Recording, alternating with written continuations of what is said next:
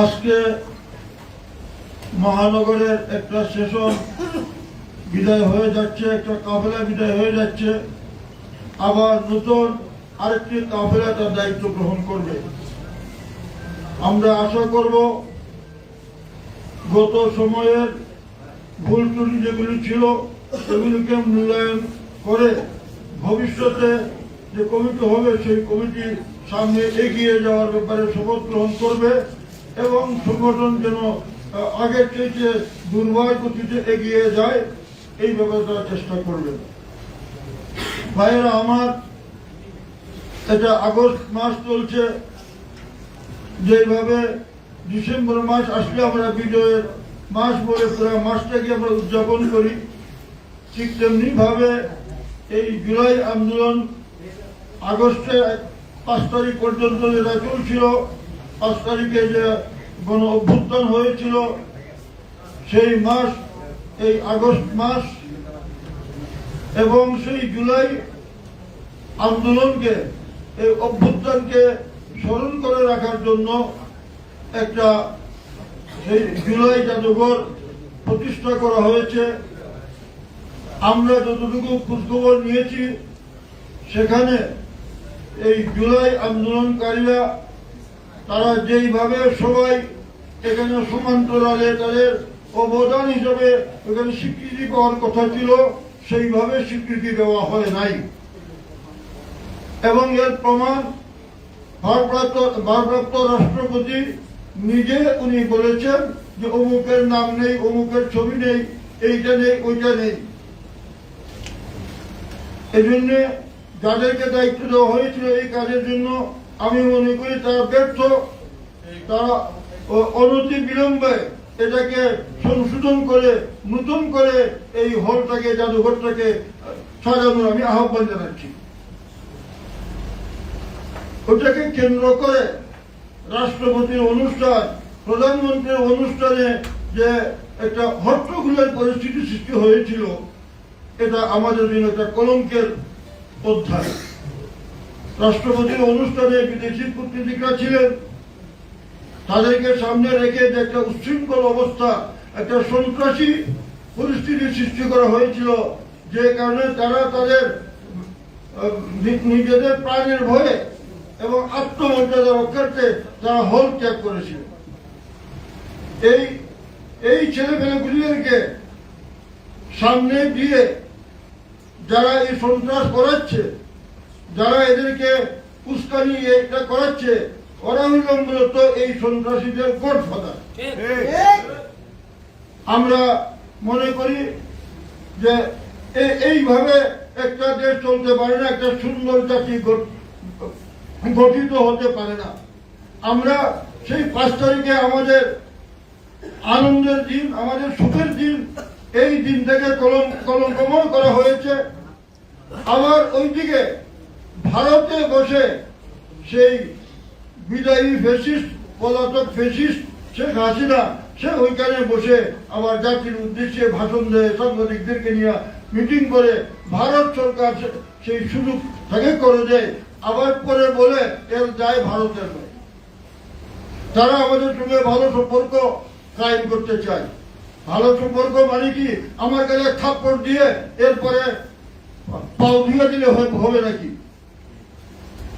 এই ভারত, আমরা চাই একটা বিশাল রাষ্ট্র, বিশাল শক্তির অধিকারী। আমরা চাই তাদের সঙ্গে সুসম্পর্ক, কিন্তু আমরা তাদেরকে প্রভু মানতে রাজি নই। আমরা এইভাবে ভারত যাইতে তাই করে আমরা মেনে নিব। আমরা আমাদের পায়ে দাঁড়াইতে চাই তখন এটাকে টেনে ধরার জন্য তারা আগেই আসে। আমরা আপনাদের সঙ্গে ভালো সম্পর্ক স্থাপন করতে চাই। তাহলে আপনারা শেখ হাসিনা আপনার দেশে অবস্থান করে, সেখান থেকে যে ভাষণ দেয়, আপনাদের কোনো দায়িত্ব নাই। আর আপনারা আগেই আসবেন আমাদের সঙ্গে ভালো সম্পর্কের জন্য। আমাদের প্রধানমন্ত্রী যদি এর পরেও এই সকল বিষয়ে সুরাহা না করে ভারত সফর করেন, তাহলে এটা আমাদের আত্মসমর্পণের তুল্য হবে। আজকে আমরা যে কাউন্সিল আমরা করতে যাচ্ছি, এই কাউন্সিলের মাধ্যমে আমি আশা করব যে থানাগুলিতে কমিটি হবে, ওয়ার্ডে কমিটি হবে, মহল্লায় কমিটি হবে। এই কমিটিতে আলেম ওলামার পাশাপাশি দেশের ব্যবসায়ী সমাজ, দেশের নানা পেশা লোক তাদেরকেও এবং শ্রমজীবী পরিশ্রমী মানুষ তাদেরকেও জমিয়ত উলামা ইসলামের সঙ্গে সম্পৃক্ত করতে হবে। এটা আগামীতে যারা কমিটি করতে যাবেন আমি আশা করব তারা এই বিষয়টি গুরুত্ব দিবেন। অন্তত 1/3 লোক যাতে আমরা আলেম ছাড়াও জমিয়তে অন্তর্ভুক্ত করতে পারি এই ব্যাপারে আমাদেরকে মনোযোগ দিতে হবে। ভাইয়েরা আমাদের দেশের অর্থনৈতিক অবস্থা যেভাবে আগে তারা লুটপাট করে গিয়েছিল, পাচার করেছিল যে অর্থ, সে অর্থ এখনো ফিরে আসেনি। আর ওই লুটপাটের ধারাবাহিকতা শেষ হয়েও যায়নি। তাহলে আমরা একটা নতুন সরকার পেলাম, আমরা হাজার হাজার রক্তের বিনিময়ে একটা নতুন বাংলাদেশ পেলাম। এটার অর্থটা কি? যদি সে আগের সংস্কৃতি বাকি থাকে তাহলে কেন এই রক্ত দেওয়া হলো? আমরা সরকারকে বলবো যে আপনারা দ্রুত সিদ্ধান্ত নিয়ে এই সন্ত্রাসী কর্মকাণ্ড, চাঁদাবাজি এইগুলি কেমনে বন্ধ করা যায় এটা শক্ত হাতে আপনাদেরকে দমন করতে হবে। আর মাত্র 6 মাসের একটা সরকার, এই সরকারের বিরুদ্ধে যেভাবে আরেকটা পক্ষ উঠে পড়ে লেগেছে এবং তাদের কর্মকাণ্ড কথাবার্তায় সামান্য সভ্যতা ভদ্রতা পর্যন্ত নেই। নেতারা যদি ভদ্রতা না জেনে, যদি সভ্য আচরণ করতে না শিখে, তারা যদি সুন্দর কথা বলতে না পারে, যে এই নেতাদের কর্মী এবং জনগণের অবস্থা কি হবে? আমরা বলবো যে দ্রুত ক্ষমতার পরিবর্তন করে আবার ক্ষমতায় আবার নির্বাচন হবে, আবার ক্ষমতায় চলে যাবেন। কেউ কেউ ভাবছেন এইভাবে ক্ষমতায় যাওয়াই হবে হয়তোবা, কিন্তু দেশ জাতির কোনো উপকার হবে না। কাজেই আমরা বলবো আমরা সভ্যতা এবং ভদ্রতা খালি বক্তৃতার মধ্যে নয়, আমাদের কর্মকাণ্ডে কাজে কর্মে আমাদেরকে সভ্যতা এবং ভদ্রতার পরিচয় দিতে হবে। আরেকটি কথা আমি বলবো,